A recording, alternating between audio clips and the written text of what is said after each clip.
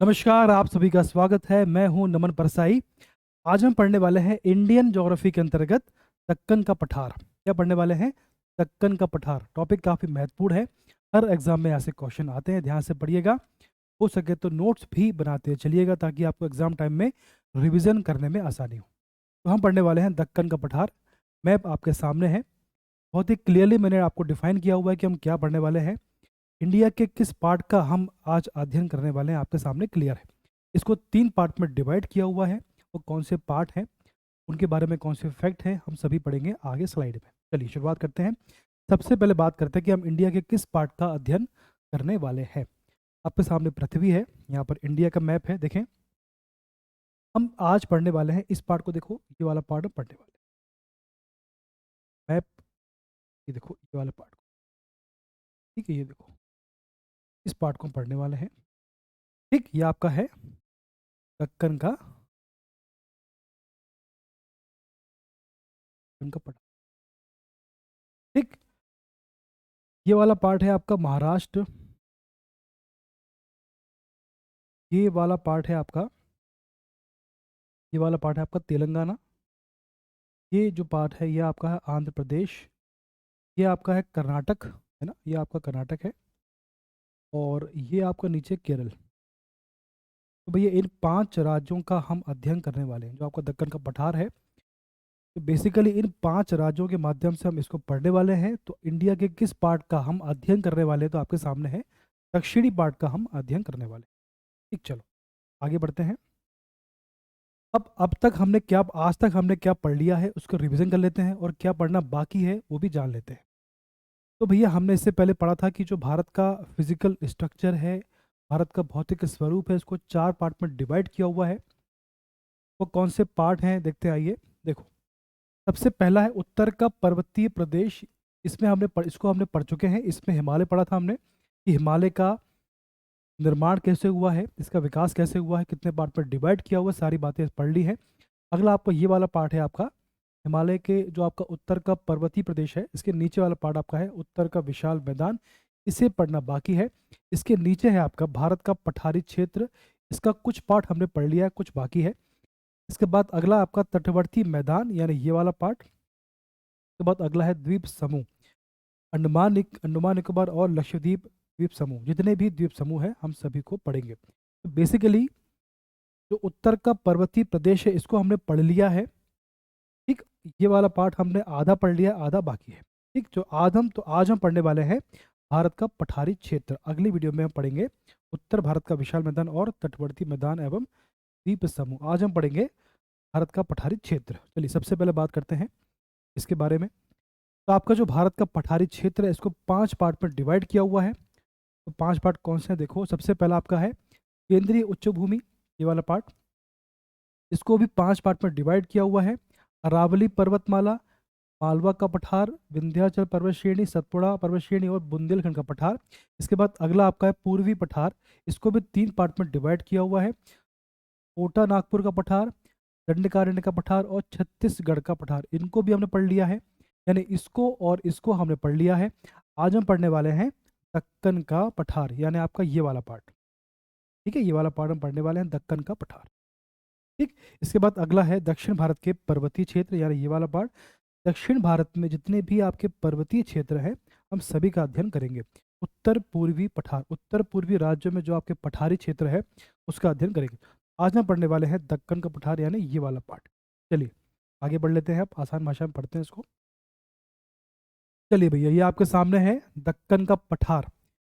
तो आपका दक्कन का पठार को 3 पार्ट में डिवाइड किया हुआ, देखें इसको जरा। दक्कन के पठार को 3 पार्ट में डिवाइड किया हुआ। पहला आपका पार्ट ये है दक्कन ट्रैप। जो आपका ट्रैप, इसमें शब्द यूज किया गया है, इसका मतलब होता है सीढ़ी नुमा, सीढ़ी नुमा आकृति। क्या होता है इसका मतलब? सीढ़ी नुमा आकृति। इसका मतलब ये हुआ जो आपका दक्कन का पठार, दक्कन ट्रैप है, उसकी आकृति है वो सीढ़ी नुमा है ना, बात क्लियर है। अब इसका विस्तार, चूंकि इसका विस्तार महाराष्ट्र में है, दक्कन ट्रैप का विस्तार है महाराष्ट्र में, इसलिए इसे महाराष्ट्र का पठार भी कहते हैं। बात क्लियर है। दक्कन ट्रैप को महाराष्ट्र का पठार भी कहते हैं, इसमें कंफ्यूज नहीं होना है। ठीक, चलिए। इसके बाद अगला आपका है कर्नाटक का पठार। इसका विस्तार कहाँ पर है? इसका विस्तार है कर्नाटक प्लस केरल में, प्लस केरल, दो राज्यों में इसका विस्तार है। मुख्य रूप से आपका केरल है, आंशिक रूप से मुख्य रूप से कर्नाटक है, मुख्य रूप से कर्नाटक है, आंशिक रूप से केरल है। चलो, इसके बाद अगला आपका है आंध्रा का पठार। आंध्रा का पठार, इसका विस्तार कहाँ देखें, इसका विस्तार कहाँ पे? जो आपका आंध्रा का पठार है, आंध्रा का इसका विस्तार कहाँ पर है? इसका विस्तार है तेलंगाना, तेलंगाना प्लस आंध्र प्रदेश, दो राज्यों में इसका विस्तार है। तो चूंकि इसका विस्तार तेलंगाना में है, इसलिए इसको तेलंगाना का पठार भी कहते हैं। क्या बोलते हैं? तेलंगाना का पठार। चलो आगे बढ़ लेते हैं। सबसे पहले बात करते हैं दक्कन ट्रैप या महाराष्ट्र का पठार के बारे में, बढ़ लेते हैं। ठीक है, चलो सबसे पहले बात करते हैं दक्कन ट्रैप के बारे में, यानी इस पार्ट के बारे में पढ़ते हैं। इसका विस्तार कहाँ पर है? इसका विस्तार है महाराष्ट्र में, इसलिए इसे महाराष्ट्र का पठार। चलिए,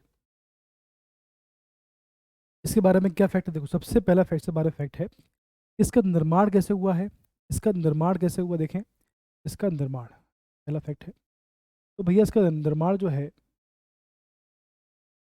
बेसाल्ट की चट्टानों से इसका निर्माण हुआ है। ठीक है, बेसाल्ट की चट्टानों से इसका निर्माण हुआ है। किसका? दक्कन ट्रैप का।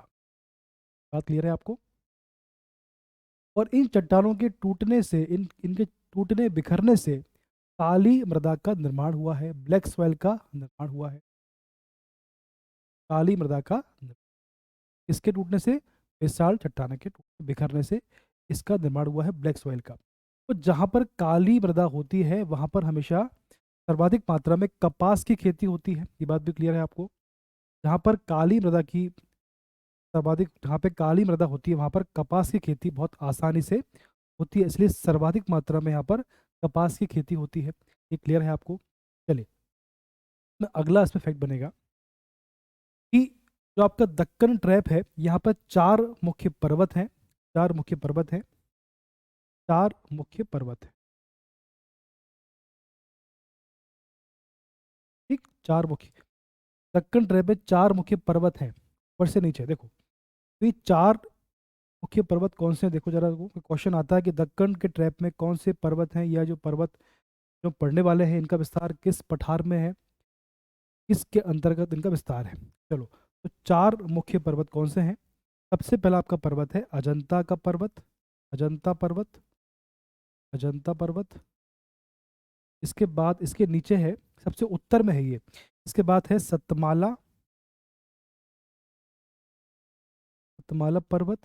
फिर आपका इसके नीचे है बालाघाट। ठीक, इसके बाद इसके नीचे है, इसके नीचे है आपका सबसे बड़ा, इसके नीचे कौन सा है? अजंता पर्वत, सतमाला, और आपका है बालाघाट। इसके नीचे है हरिश्चंद्र। कौन सा है? हरिश्चंद्र, हरिश्चंद्र पर्वत। ये चार पर्वत।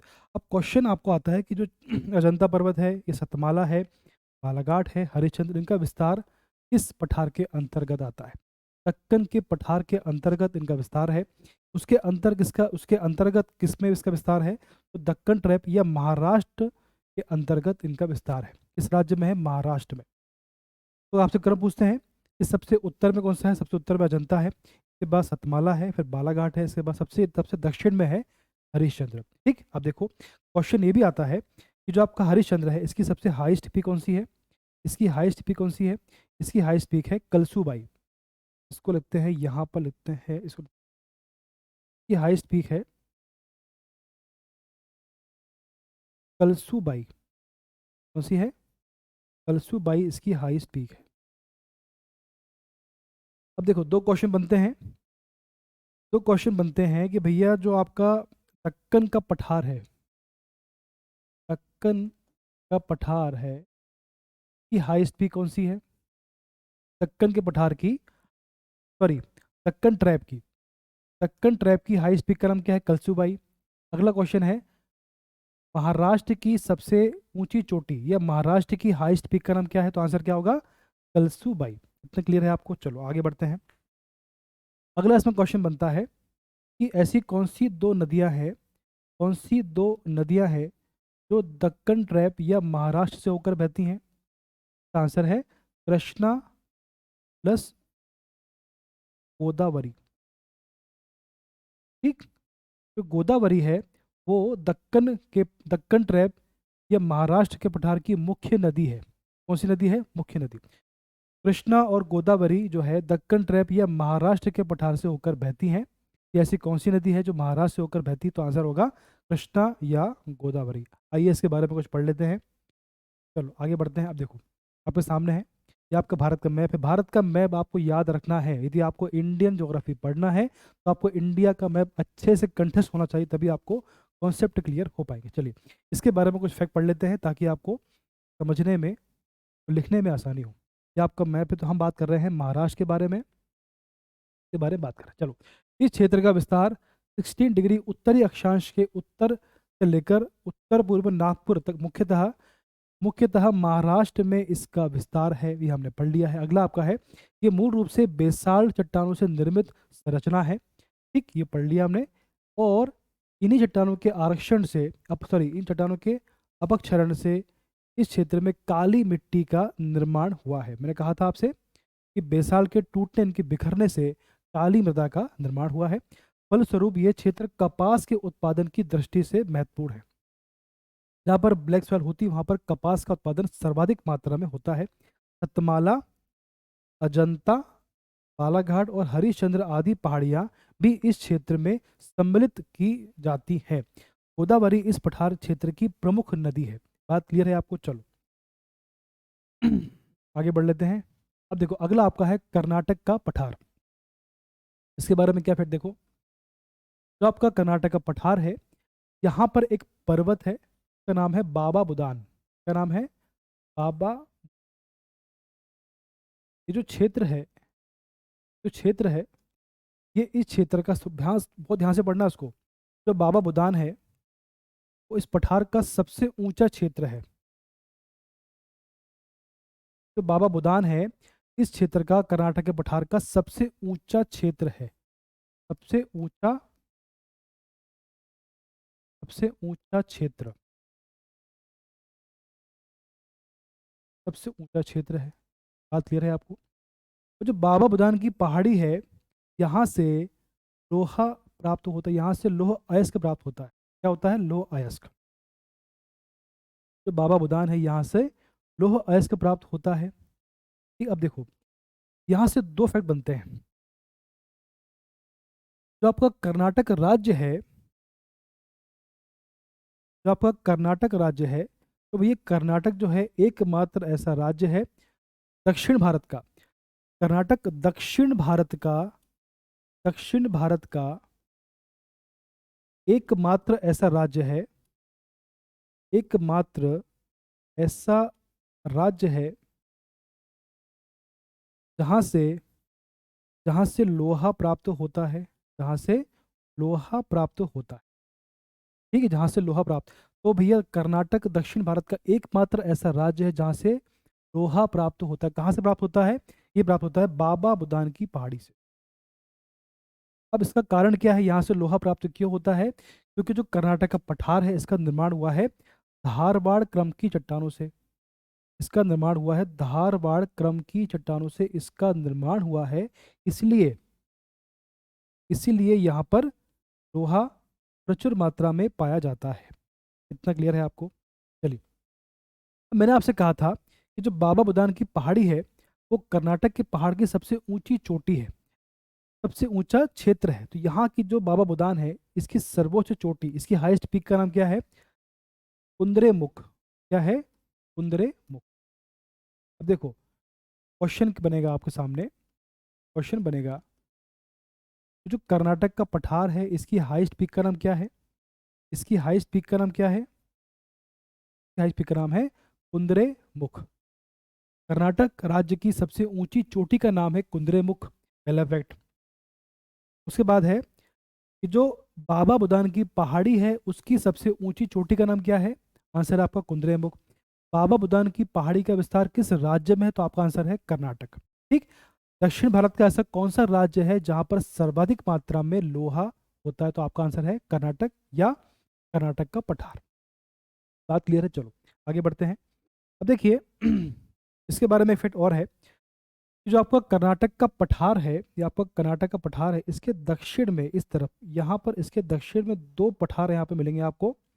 देखिए आपका कर्नाटक का पठार, ये आपका है कर्नाटक का पठार, ठीक। इसके दक्षिण में इस पार्ट में दो पठारों का विस्तार है यहाँ पर। कौन से हैं?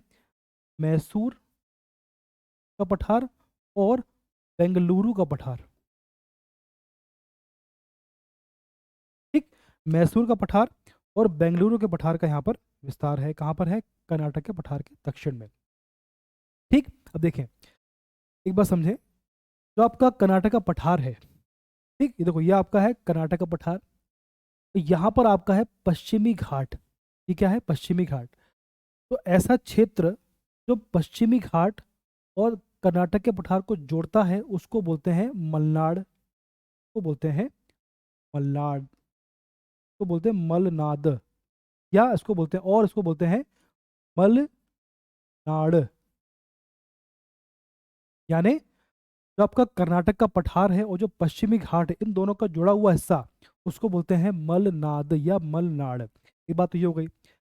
इसकी एक डेफिनेशन ये भी है कि भैया ऐसा क्षेत्र, ऐसा पठारी क्षेत्र, ऐसा पठारी क्षेत्र, ऐसा पठारी क्षेत्र जहां पर्वतों, जहाँ जहाँ पर्वत भी पाए जाते हों, ऐसा पठारी क्षेत्र जहाँ पर्वत भी पाए जाते हों, तो कर्नाटक में इसे कर्नाटक में इसे मलनाद कहते हैं। क्या बोलते हैं? मलनाद। ये आपका पठार है, यहाँ पर आपका पश्चिमी घाट है, पश्चिमी पर्वत है।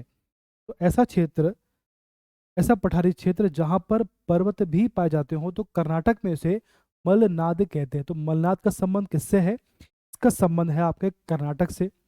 या मलनाद का संबंध किससे है? तो आपका इसका आंसर होगा कर्नाटक के पठार से इसका संबंध है। बात क्लियर है? चलो आगे बढ़ते हैं। इसमें इतना पर्याप्त है, और इसमें इतना पर्याप्त। चलो आगे बढ़ते हैं। अब इसके बारे में कुछ पढ़ लेते हैं, आइए। ये आपका महाराष्ट्र है, और इसके साइड, इसके नीचे देखें यहाँ पे कर्नाटक है, ठीक है ना। ये देखो, ये आपका महाराष्ट्र है, इसके नीचे देखो यहाँ पर कर्नाटक है, दिख रहा है आपको। और इसके साइड में यहाँ देखो, ये आपका तेलंगाना है, तो जो आपका तेलंगाना के नीचे आपका आंध्र प्रदेश है, ठीक। और इसके जो आपका कर्नाटक है, इसके नीचे यहाँ पे तमिलनाडु है, और साइड में केरल है। और तेलंगाना के ऊपर यहाँ छत्तीसगढ़ है, यहाँ पे उड़ीसा है, यहाँ पे मध्य प्रदेश, ठीक। चलो, तो हम बात कर रहे हैं, सबसे पहले हम बात कर रहे हैं जो आपका कर्नाटक है उसकी बात कर रहे हैं, महाराष्ट्र के नीचे। यह पठार कर्नाटक तथा केरल के कुछ भाग पर विस्तृत है। मैंने आपसे कहा था 2 राज्यों में इसका विस्तार है, कर्नाटक प्लस केरल। यहाँ धारबाड़ संरचना का विकास होने के कारण यह पठार धात्विक खनिज संसाधनों की दृष्टि से महत्वपूर्ण है, ठीक।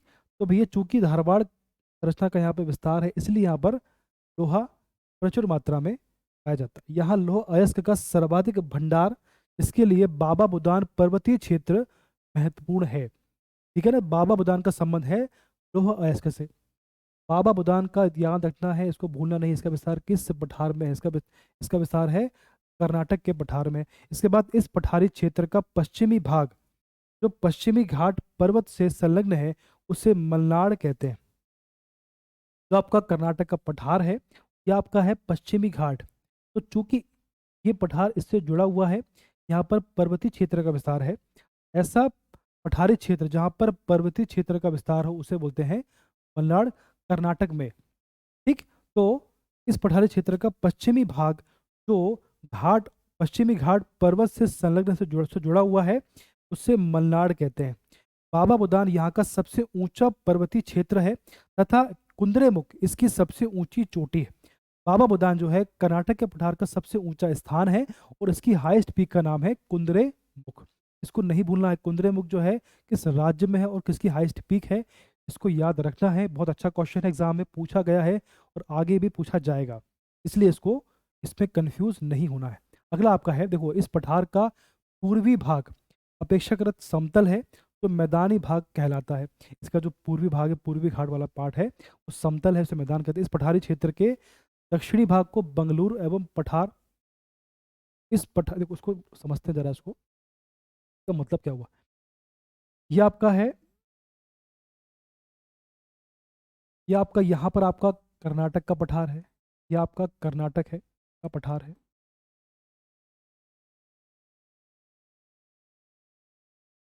अभी क्या बोल रहा है कि इस पठारी क्षेत्र के दक्षिणी भाग को बंगलुरु का पठार एवं मैसूर का पठार के नाम से जाना था। इसका ये वाला पार्ट दक्षिणी क्षेत्र, इसका ये वाला तो बोलते हैं बंगलुरु प्लस मैसूर का पठार बोलते हैं इसको। यानी इस क्षेत्र में बेंगलुरु और मैसूर के पठार का विस्तार है। सिंपल। इसके बाद अगला है कृष्णा, कावेरी, तुंगभद्रा, शरावती एवं भीमा कर्नाटक के पठार की प्रमुख नदियां हैं। ठीक है, चलो आगे बढ़ते हैं। अगला आपका है आंध्रा का पठार। अब देखो, ये जो पठार है इसके लोकेशन आपको क्लियर है, ये वाला पार्ट, ये वाला पार्ट है आंध्रा का पठार। ठीक, इसको दो पार्ट में डिवाइड किया हुआ है, इसको दो पार्ट में डिवाइड किया। सबसे पहला इसका पार्ट है, सबसे पहला इसका पार्ट है तेलंगाना का पठार, तेलंगाना का पठार, ऐसे कर लेते हैं, तेलंगाना का पठार। ठीक, इसका दूसरा पार्ट इसका बनता है, वो बनता है रॉयल सीमा, रॉयल सीमा। ठीक, अब देखिए इन दोनों के मध्य से एक नदी बहती है,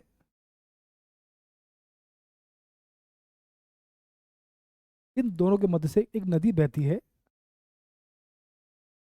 इसका नाम है, इसका नाम है कृष्णा, इसका नाम है कृष्णा नदी। क्या नाम है? कृष्णा नदी। अब देखो दो क्वेश्चन बनेंगे यहाँ से। एक क्वेश्चन बनेगा कि भैया जो आंध्रा का पठार है, इसका विस्तार किस राज्य में, इसका विस्तार दो राज्यों में है, आंध्र प्रदेश और तेलंगाना, पहला क्वेश्चन। दूसरा क्वेश्चन बनेगा कि इसके कितने पार्ट हैं, दो पार्ट हैं इसके, तेलंगाना का पठार और दूसरा है रॉयल सीमा। तीसरा क्वेश्चन, रॉयल सीमा और तेलंगाना पठार को कौन सी नदी अलग करती है। यानी जो आपका रॉयल सीमा का पठार है, जो आपका रॉयल सीमा का पठार है और जो तेलंगाना का पठार है, इन दोनों पठार को कौन सी नदी अलग करती है। इसका आंसर है कृष्णा नदी। तो आपकी कृष्णा नदी है, तो आपकी कृष्णा नदी है, कृष्णा नदी है, इसके उत्तर में, इसके उत्तर में तेलंगाना का पठार है, उत्तर में तेलंगाना का पठार है। इसके दक्षिण में, इसके दक्षिण में जो है वो है रॉयल सीमा का पठार। बात क्लियर है आपको? चलो अब इसको थोड़ा पढ़ लेते हैं, इसके बारे में क्या फैक्ट है, आइए देखते हैं। देखो मैप में क्लियर है, देखो ये आपका, देखो ये आपका भारत का मैप है, दिख रहा है आपको? क्लियर है, ये आपका भारत का मैप है। इसके इस पार्ट में यानी आंध्र प्रदेश और तेलंगाना में, यहाँ पर तेलंगाना का पठार है, इसके नीचे आपका है रॉयल सीमा। ठीक है, देखो ये आपका है, ये वाला दिख रहा है आपको, ये वाला पार्ट जो है आपका, सॉरी, तो ये आपका पार्ट दिख रहा है आपको, ये मैप है, ये वाला पार्ट, ये देखो ये वाला पार्ट आपका तेलंगाना है, इसको बोलते हैं तेलंगाना का पठार। उसके नीचे यहाँ देखो, ये आपका जो सिल्वर में है, इसको बोलते हैं आपका रॉयल सीमा। क्या बोलते हैं इसको? इसको बोलते हैं रॉयल सीमा। ठीक है, चलो इस पठार के अंतर्गत रॉयल सीमा का पठार तथा तेलंगाना के पठार को शामिल किया जाता है, दो पठार को इसमें शामिल किया जाता है। तेलंगाना का पठार लावा पठार है, इसका निर्माण लावा से हुआ है, जबकि रॉयल सीमा के पठार में आर्कियन चट्टानों की प्रधानता है। बहुत अच्छा फैक्ट है, बहुत अच्छा फैक्ट है कि ऊपर जो आपका तेलंगाना का पठार है उसमें लावा से निर्मित है, और जो नीचे का पठार है रॉयल सीमा, इसका निर्माण आर्कियन चट्टानों से इसका निर्माण। ठीक है, चलो आगे बढ़ते हैं। अब देखें, कृष्णा नदी बेसिन के दक्षिण के पठारी क्षेत्र को रॉयल सीमा का पठार कहते हैं, अभी देखा अभी हमने, जहाँ वेलिकोंडा, पालकोंडा, नल्लामलाई पर्वतों का विस्तार है। देखो ये आपका भारत का मैप है, ये आपकी नदी है कृष्णा नदी। देखो ये आपका महाराष्ट्र, देखो सबसे पहले समझो ये आपका महाराष्ट्र है, देखो ये आपका महाराष्ट्र है ना, ये आपका महाराष्ट्र है। इसके नीचे यहाँ कर्नाटक है, देखो ये आपका है, ये आपका कर्नाटक है, ये वाला पार्ट, ये आपका कर्नाटक है, यहाँ से यहाँ तक। ठीक, और इसके यहाँ पर ये देखो, ये दिख रहा है आपका मैप, ये आपका तेलंगाना है, ये आपका आंध्र प्रदेश है। ठीक है, अब देखो नदी कैसी बह रही, देखो नदी समझो। अब देखो ये आपकी कृष्णा नदी ऐसी बह रही, नदी ऐसी बह रही, कृष्णा बह रही है। ये तेलंगाना और आंध्र प्रदेश की बॉर्डर से बहती हुई ऐसी बाहर आ जाती है, देखो ये देखो, ये आपका तेलंगाना, ये आपका आंध्र प्रदेश है। तो बेसिकली महाराष्ट्र से निकलती है, महाराष्ट्र में देखो, ये महाराष्ट्र में निकल रही है। इसके बाद महाराष्ट्र को क्रॉस करके ये आपका जो कर्नाटक है वहाँ बह रही है। फिर आंध्र प्रदेश और तेलंगाना की बाउंड्री बहते हुए आंध्र प्रदेश से होते हुए ये बहती है आपकी बंगाल की खाड़ी में। ठीक, इसकी दिशा है पूर्व की ओर। ठीक, चलो, जो आपका इसने क्या बोला, इसने कहा है जो आपका कृष्णा नदी है, इसका उत्तरी बेसिन जो है, इसका उत्तरी बेसिन जो है उसको बोलते हैं, इस नदी का सॉरी, इसने लिखा है कि इसका जो दक्षिणी बेसिन है, ये वाला पार्ट, इसको बोलते हैं, इसको बोलते हैं रॉयल सीमा। कृष्णा नदी बेसिन के दक्षिणी पठारी क्षेत्र को रॉयल सीमा का पठार कहते हैं। इस नदी के दक्षिणी पार्ट को बोलते हैं रॉयल सीमा पठार। ठीक, और कृष्णा नदी बेसिन के उत्तर में स्थित पठार को तेलंगाना का पठार कहते हैं। इस नदी बेसिन के उत्तर में जो आपका पठार है उसको बोलते हैं तेलंगाना का पठार। कृष्णा नदी के नीचे वाले को बोलते हैं रॉयल सीमा, और उसके ऊपर जो है उसको बोलते हैं तेलंगाना का पठार। ठीक है, चलो, बहुत ही अच्छा फैक्ट है, क्वेश्चन ऐसे ही बनते हैं आजकल, क्वेश्चन ऐसे ही बन रहे हैं। चलो, तो आज हमने पढ़ लिया है, आज हमने पढ़ा है दंड, आज हमने पढ़ा है दक्कन का पठार, इसमें 3 पार्ट हमने पढ़ लिए हैं, दक्कन ट्रैप, उसके बाद हमने क्या पढ़ा, आंध्र का पठार, और लास्ट में हमने पढ़ा है कर्नाटक का पठार। टॉपिक काफ़ी महत्वपूर्ण है, ध्यान से पढ़िएगा। देखिए, ये जो आपका टॉपिक है इसको बिना मैप के आप नहीं पढ़ पाओगे, इसलिए आप मैप का प्रॉपर उपयोग करिए ताकि आपके कॉन्सेप्ट क्लियर हो पाए, और नोट्स बनाते चलिए ताकि आपको रिवीजन करने में आसानी हो। अगला वीडियो बहुत जल्दी आएगा, तब तक आप सभी स्वस्थ रहें, खुश रहें। धन्यवाद।